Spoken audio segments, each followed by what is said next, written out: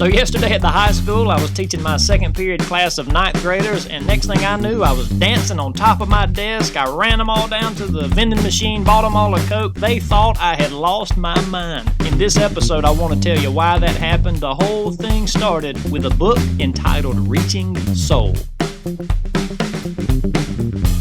Welcome to East and West, a short episode, a special announcement. I know it's been a while since Season 3 came out. I want you to know, rest assured, I'm working hard. Season 4 is in production, and I'm hoping it'll be released in June. It's going to be a book on tape type thing, and I bet it's a book you've never heard of, and I'll equally bet that it's a book that you will enjoy, and I'm going to offer that free of charge, copyright legal, and I look forward to sharing that with you. But that's not what today's special announcement is. I got some big news yesterday, and I just wanted to share it with my listeners. A book, a novel that I started back in 2015 and have been writing and rewriting for about 5-6 years, and also for the past couple of years been seeking a publisher for.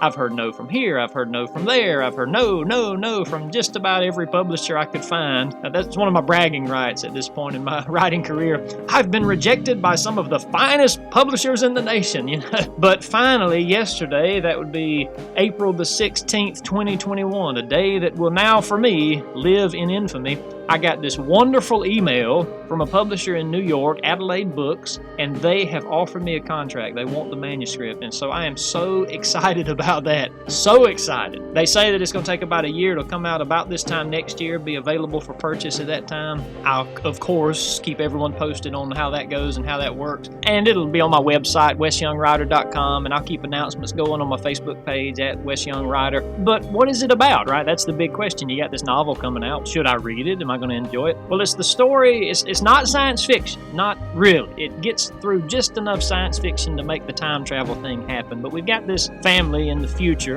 and in the future world, they don't put people in prison if somebody is rebellious or problematic or causing trouble or whatever. They just send them through time, and they send them to the future to get rid of them. They never send them to the past, but our lead character, a guy named Anik, A-N-A-C, he is, through a series of unfortunate and exciting events that you'll just have to read to find out about, he and his son are inadvertently sent to the past, and they land in none other than 2016 Middle Georgia, a town called Corston. Now, that's a fictional town styled very much after Cochran, Georgia, where I've grown up and lived my whole life. Other towns you will recognize as actual places. There's Hawkinsville. There's an allusion to Eastman and Lumber City. The big scene of the book actually happens in Lumber City. It's called Timbertown in the book. Some of the places I fictionalized just a bit, but you that are familiar with the area are going to recognize the iconic bridge in Lumber City. And the dramatic finish of the novel happens in a really cool coastal town, Darien, Georgia.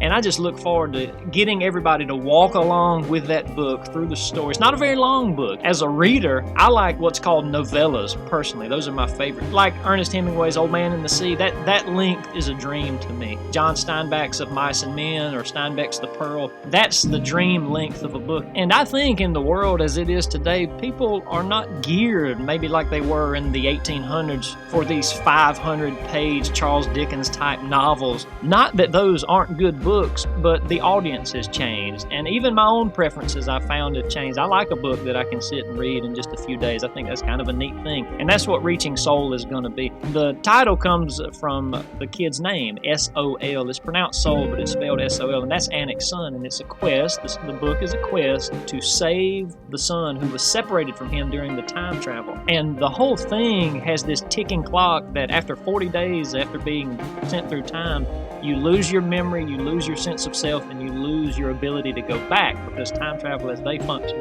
is based on the human memory. Much like even in reality, if you want to go to the future or to the past, the only way we can do it is through our mind. We can remember things from the past, we can conjecture things in the future. And so it's a memory-based mechanism, and after 40 days, Anik is going to lose himself, his son, and any hope of returning to his wife. The only help for him is in Darien. And I won't say any more than that about it. You'll just have to read the book when it comes out about this time next year to get it. Stay tuned to westyoungwriter.com or my Facebook page at westyoungwriter to keep up with updates on how the publication process is going. And excitingly, I've always wanted to say this, when you can buy your first copy. and I hope it'll be on everybody's bookshelves, and I hope it's a story that'll enthrall everybody and carry them along for a fun, fast-paced ride that'll leave you thinking when it's all said and done. Until then, keep praying, keep pressing on, and keep walking the walk, everybody.